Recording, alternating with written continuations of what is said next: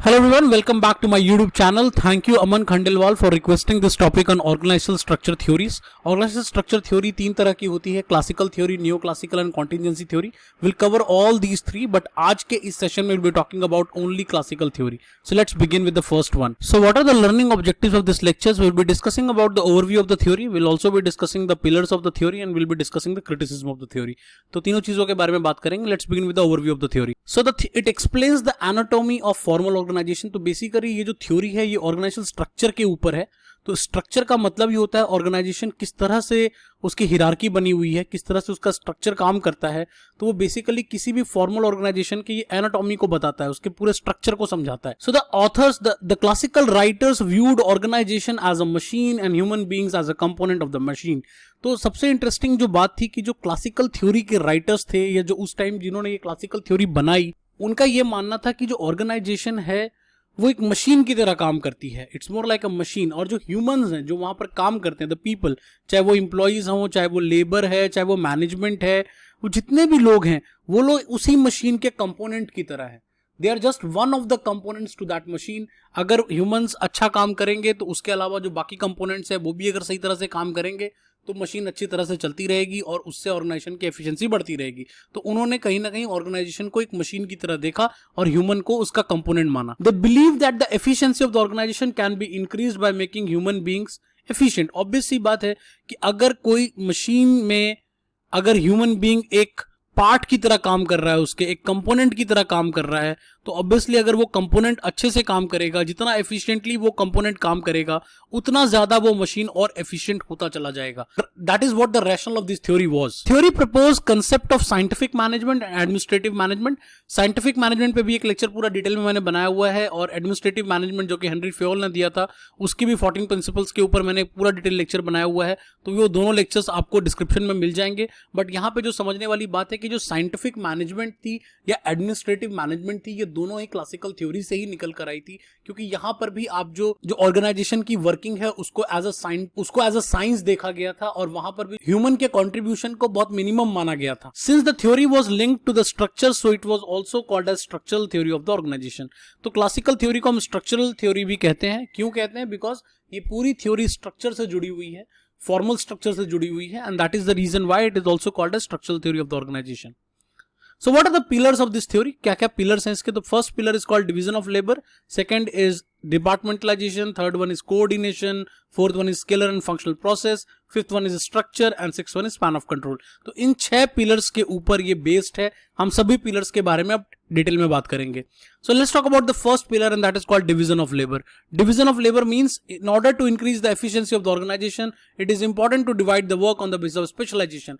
तो इस थ्योरी ने ये कहा कि अगर आप वर्क को डिवाइड कर दोगे छोटे छोटे स्टेप्स में, छोटे छोटे प्रोसेस में, और वो जो प्रोसेस है वो आप स्पेशलाइजेशन के हिसाब से जिसको जिस चीज के बारे में अच्छे से आता है उसको वही काम दोगे, तो स्पेशलाइजेशन के हिसाब से अगर डिवीजन होगा तो उतनी ज्यादा एफिशिएंसी आपकी बढ़ेगी. The assumption is when a particular job is broken into simpler parts, the more specialized a worker can become in carrying out the part of the job. Obvious सी बात है अगर एक ही पर्टिकुलर पार्ट पर एक worker बार बार काम करता जाएगा तो वो एक ना एक दिन उस पर स्पेशलाइज हो जाएगा. That is what the idea of classical theory was कि आप जॉब को ब्रेक डाउन कर दो छोटे छोटे पार्ट्स में और बाद में वर्कर को सेम काम करवाओ again and again and again and again and again and again. उससे क्या होगा, वो वर्कर्स काफी स्पेशलाइज्ड हो जाएगा, काफी ट्रेन हो जाएगा और वो अपनी 100% एफिशिएंसी दे पाएगा उस पर्टिकुलर काम में. A process can be divided into smaller steps and allocated to the worker so that worker get trained and his or efficiency can increase.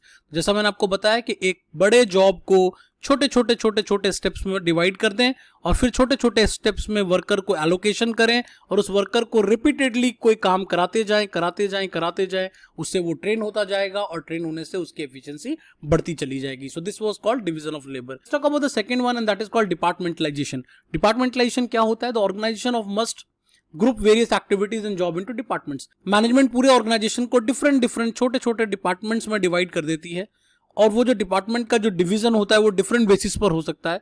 कौन कौन से बेसिस हो सकते हैं? पहला फंक्शन के हिसाब से, फॉर एग्जांपल आप मार्केटिंग, फाइनेंस, एचआर के हिसाब से, ऑपरेशंस के हिसाब से डिपार्टमेंट को डिवाइड कर रहे हो। द सेकंड इज प्रोडक्ट के हिसाब से कि आप डिफरेंट प्रोडक्ट बनाते हो। फॉर एग्जांपल आप बेबी केयर के प्रोडक्ट्स बनाते हो तो वो एक अलग डिपार्टमेंट है, आप हेल्थ केयर के प्रोडक्ट्स बनाते हो तो वो एक अलग डिपार्टमेंट है। तो प्रोडक्ट के हिसाब से भी आप इसको डिवाइड कर सकते हो। Third one is geographical region, कोई अगर नॉर्थ जोन को देखता है तो वो नॉर्थ डिपार्टमेंट में डिवाइड हो जाएगा, कोई साउथ जोन को देखता है तो साउथ में डिवाइड हो जाएगा। तो based on the geographical region भी आप उसको डिवाइड कर सकते हैं। Next one is based on customer. अब कस्टमर भी कैटेगरीज में आता है, कुछ कस्टमर हाई लॉयल कस्टमर होते हैं, कुछ कस्टमर लॉयल होते हैं, कुछ कस्टमर एवरेज लॉयल होते हैं, कुछ बिलो एवरेज होते हैं। तो उसके हिसाब से भी आप डिवाइड कर सकते हैं। कई जगह पे कस्टमर बहुत एक्टिव यूजर होता है, कई जगह पे सेमी एक्टिव होता है, कहीं पर बहुत लेस यूजर होता है, तो उसके हिसाब से भी डिपार्टमेंट्स बनाए जा सकते हैं। Last but not the least, आप प्रोसेस के हिसाब से बना सकते हैं। फॉर एग्जाम्पल कि किसी भी जगह पे जो प्रोडक्शन होती है, फॉर एग्जाम्पल वहां पे वीविंग का काम होता है, वहां पे कलरिंग का काम होता है, तो डिफरेंट जो काम होते हैं, डिफरेंट जो प्रोसेस होते हैं किसी प्रोडक्शन में, उसके हिसाब से भी डिपार्टमेंट्स बनाए जा सकते हैं। तो डिपार्टमेंट बनाने का मेन फायदा क्या होता है कि इससे एक तो आपकी कॉस्ट बहुत कम हो जाती है और दूसरा आपको उसको कंट्रोल करने में, उनको एडमिनिस्टर करने में आपको बहुत आसानी होती है। एक बड़ा ऑर्गेनाइजेशन है जहां पर अगर मोर देन 1 लाख एम्प्लॉइज काम कर रहे हैं, अगर आप उनको छोटे छोटे डिपार्टमेंट्स में डिवाइड कर देंगे तो उन पे कंट्रोल करना, उनकी एफिशिएंसी को मेजर करना, उनके कॉस्ट को कंट्रोल करना, ये सब आसान हो जाएगा। This was the second pillar of this theory. Let's talk about the third one and that is called coordination. Coordination को हम मैनेजमेंट का फंक्शन तो नहीं मानते, लेकिन it is called as essence of management. Why? Because हम सबसे पहले प्लानिंग करते हैं, प्लानिंग के बाद ऑर्गेनाइजिंग करते हैं, ऑर्गेनाइजिंग के बाद स्टाफिंग करते हैं, स्टाफिंग के बाद लीडिंग या डायरेक्टिंग करते हैं, फिर कंट्रोल करते हैं, फिर इस कंट्रोल से प्लानिंग शुरू हो जाती है। तो ये हमारे मैनेजमेंट के फंक्शंस हैं जो हर ऑर्गेनाइजेशन फॉलो करती है। लेकिन इन सब फंक्शंस को कोऑर्डिनेट कौन करता है, इनको जोड़ता कौन है आपस में? सो दैट इज कॉल्ड कोऑर्डिनेशन। तो कोऑर्डिनेशन को हम इसीलिए एसेंस कहते हैं, ऑल्दो हम इसको फंक्शन नहीं कहते मैनेजमेंट की। So what is the role of this coordination? Is to ensure harmony. आपको हार्मोनी एंश्योर करना है अमंग डाइवर्स फंक्शन। अब सिंस एक ही ऑर्गेनाइजेशन में डिफरेंट फंक्शंस परफॉर्म कर रहे हैं, मार्केटिंग अलग परफॉर्म कर रहा है, प्रोडक्शन अलग परफॉर्म कर रही है, सेल्स लोग अलग परफॉर्म कर रहे हैं, लॉजिस्टिक अलग परफॉर्म कर रहा है, तो उनके बीच में जो कोऑर्डिनेशन बनानी है, एक डिपार्टमेंट को दूसरे डिपार्टमेंट से जोड़ना है, that is the complete work of coordination. जैसे किसी मशीन के अंदर होता है, एक मशीन अगर रन कर रही होती है तो कैसे डिफरेंट कंपोनेंट्स अपना अपना रोल प्ले कर रहे होते हैं और उसको कोई एक सेंट्रल पार्ट होता है जो उसको जोड़ रहा होता है। So this allows us to arrange the group effort in an orderly manner which provides unity of action while pursuing a common purpose. Obviously सारे लोग, सारे ऑर्गेनाइजेशन एक कॉमन गोल के लिए काम करता है, ऑर्गेनाइजेशन के लिए काम करता है, तो हमें इंश्योर करना है कि वो पूरा का पूरा ग्रुप एक साथ काम करे, उनके एफर्ट्स एक डायरेक्शन में जाएं और उससे ऑर्गेनाइजेशन को फायदा मिलेगा। So that is what coordination is all about. A well coordinated organization performs much better than and reduces less chance of conflict. Obvious सी बात है, अगर कोई ऑर्गेनाइजेशन है वो बहुत कोऑर्डिनेटेड है, उसके सारे फंक्शंस एक साथ परफॉर्म करते हैं, तो there are very less chances of conflict. वहां पर बहुत कम कॉन्फ्लिक्ट होने के चांसेस हैं और हमेशा आपको बेटर रिजल्ट देखने को मिलेगा। Let's talk about the fourth one and that is called scalar and functional process. अब scalar process होता क्या है? It refers to the growth of chain of command, delegation of authority, unity of command and obligation of report. अब एक scalar अगर process को हम design करते हैं, for example this is A, this is B, this is C, this is D, this is E, this is F, this is G, तो यहां पर हमें क्या देखने को मिलता है? फॉर एग्जाम्पल अगर A को C से कोई बात करना है या कोई काम करवाना है, ऑब्वियसली स्ट्रक्चर क्लियर नजर आ रहा है कि डी जो है वो सी से ऊपर है, सी जो है वो बी से ऊपर है, बी जो है वो ए के ऊपर है, और इसी हिसाब से, इस पोजीशन के हिसाब से इसकी अथॉरिटी है, इसकी ऑब्लिगेशन है, इसकी अकाउंटेबिलिटी है, इसके पास कमांडिंग पोजीशन है, और उसी हिसाब से वो अपने नीचे वाले लोगों के साथ कम्युनिकेट कर सकता है।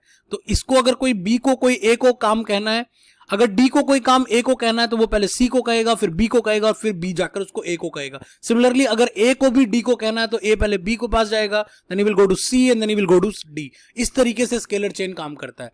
और बी कभी भी एफ के तरफ डायरेक्टली नहीं जा सकता, उसको पहले इधर से पूरा लैडर चढ़ना पड़ेगा और फिर वो उधर से लैडर से उतरेगा, तब जाकर के वो एफ तक पहुंचेगा। तो this is called scalar chain, जहां पर एक proper hierarchy, proper scalar rigid structure है जो क्लियरली बताता है कि आपका रोल क्या है, आपकी अथॉरिटी क्या है, आपको कम्युनिकेशन कैसे करना है, एवरीथिंग आपको यहां से पता चल जाता है। So establishes the way superior subordinate communicates. मैंने आपको बता दिया कम्युनिकेशन कैसे होती है, तो उसी तरीके से, जिस तरीके से स्केलर चेन बनाया गया है, उसी हिसाब से आपको कम्युनिकेट करना पड़ता है, आप हिरार्की को ब्रेक नहीं कर सकते। It facilitate the delegation of authority और command, communication and feedback on the remedial action of decision. कोई भी डिसीजन लेना है, कोई भी एक्शन होना है, चाहे कुछ भी है, वो रिलेटेड टू कोई डिसीजन हो, रिलेटेड टू कोई इंस्ट्रक्शन हो, रिलेटेड टू कोई फीडबैक हो, वो स्केलर चेन को ब्रेक नहीं करेगा, वो स्केलर चेन को फॉलो करेगा। The fifth is called span of control. Span of control पे भी एक पूरा डिटेल लेक्चर आपको मेरा मिल जाएगा, जिसका भी डिस्क्रिप्शन में इस लेक्चर के डिटेल में डाल दूंगा, आप चाहे तो उसको देख सकते हैं। So what is span of control? तो this is a number of subordinate that manager can effectively supervise. तो अब कोई भी मैनेजर कितने लोगों को हैंडल कर सकता है? वो 4 लोगों को कर रहा है, 8 लोगों को कर रहा है, 12 को कर रहा है, या 100 लोगों को कर रहा है, ये उसके स्पैन ऑफ कंट्रोल को बताता है कि आप कितने लोगों को सुपरवाइज कर रहे हैं एक पॉइंट ऑफ टाइम पे। अब क्लासिकल थ्योरी ने ये एज्यूम किया था कि अगर मैनेजर के पास लिमिटेड लोग होंगे तो उनकी एफिशिएंसी बढ़ जाएगी, बट एक सर्टेन लिमिट तक। लेकिन अगर आपके पास कम लोग होंगे तो उससे भी आपकी जो कैपेसिटी है या आपके जो नॉलेज है वो फुल्ली यूटिलाइज नहीं होगा, मतलब ज्यादा भी नहीं होना चाहिए और कम भी नहीं होना चाहिए। So in that situation span of control must be optimum, और ऑप्टिमम स्पैन ऑफ कंट्रोल बनाना ही तो सबसे बड़ा चैलेंज है। आपके पास 2 ऑप्शंस होते हैं, या तो वाइड स्पैन बना ले। वाइड स्पैन में क्या होता है कि you have more number of people under you, आपके पास ज्यादा नंबर ऑफ लोग होते हैं, हिरार्की के लेवल कम हो जाते हैं। और अगर नैरो आप बना रहे हैं तो नैरो में क्या होता है कि आपके अंडर ज्यादा लोग होते हैं लेकिन हिरार्की बहुत बढ़ जाती है। तो दोनों के अपने फायदे और दोनों के अपने नुकसान है। इसका डिटेल लेक्चर आप डिस्क्रिप्शन में देख सकते हैं। And the last but not the least is structure. अब स्ट्रक्चर क्या था क्लासिकल थ्योरी के अकॉर्डिंगली? तो it is the framework in which the formal task, activities and people are organized in organization. Basically structure क्या है? Structure एक hierarchy है।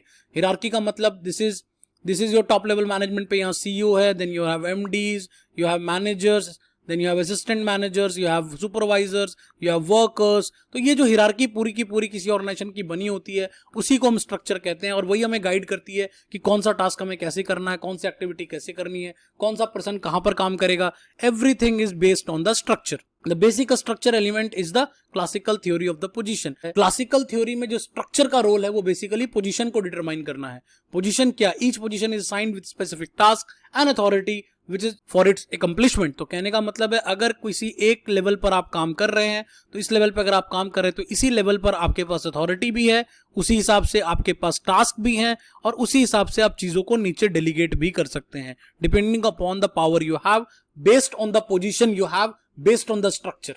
तो स्ट्रक्चर आपके पोजीशन को डिटरमाइन करता है in this classical theory. The efficiency with which these tasks will accomplish will determine the effectiveness of organization. Obviously जो टास्क है अगर वो टास्क सही तरीके से कंप्लीट हो जाता है और हर आदमी अपने रोल को सही तरह से काम करेगा स्ट्रक्चर में, तो ऑर्गेनाइजेशन अच्छा काम करेगी, इफेक्टिवली काम करेगी। Let's talk about the criticism of this theory. Obviously इस थ्योरी का बहुत क्रिटिसिज्म हुआ। क्यों हुआ? ह्यूमन बिहेवियर और ह्यूमन रिलेशन को कंप्लीटली इग्नोर किया गया था इस थ्योरी में, क्योंकि आपने तो पहले ही ये मान लिया कि एक मशीन है ऑर्गेनाइजेशन और मशीन का एक कंपोनेंट ह्यूमन है। आपने पहले ही ये मान लिया था, जबकि आपने ह्यूमन रिलेशन के ऊपर कोई बात नहीं की, आपने ग्रुप बिहेवियर के बारे में बात नहीं किया, कैसे ह्यूमन का सेल्फ मोटिवेशन ऑर्गेनाइजेशन को इफेक्ट करता है उसके बारे में कोई बात नहीं हुई। तो ये सारी चीजें मिसिंग थी इस थ्योरी में। सेकंड, जो सबसे बड़ा क्रिटिसिज्म सेकंड इसका हुआ, that was the assumed organization was a close system. आपने मान लिया कि ऑर्गेनाइजेशन एक क्लोज सिस्टम है और उसको बाहर के किसी फैक्टर से कोई इन्फ्लुएंस नहीं पड़ता, जबकि हम सबको ये पता है कि ऑर्गेनाइजेशन बहुत ज्यादा इफेक्टेड होती है बाय एनवायरमेंटल फैक्टर्स।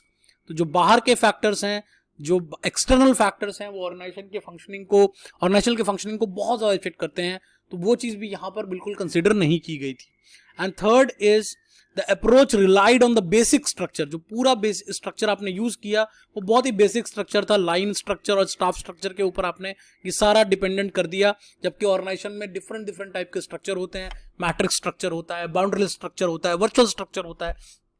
तो ये सारी चीजें उस समय तक नहीं देखने को आई थी, तो इसलिए classical theory was one of the first theories of organizational structure. I hope आपको क्लियर हो गया हो कि ये थ्योरी क्या है, इसके पिलर्स क्या है, इसका क्रिटिसिज्म क्या है। तो thanks for watching. If you really like my channel, do subscribe my channel, do like and share with other students so that they get also benefited out of it. Thanks for watching. We'll be meeting in the next session very soon.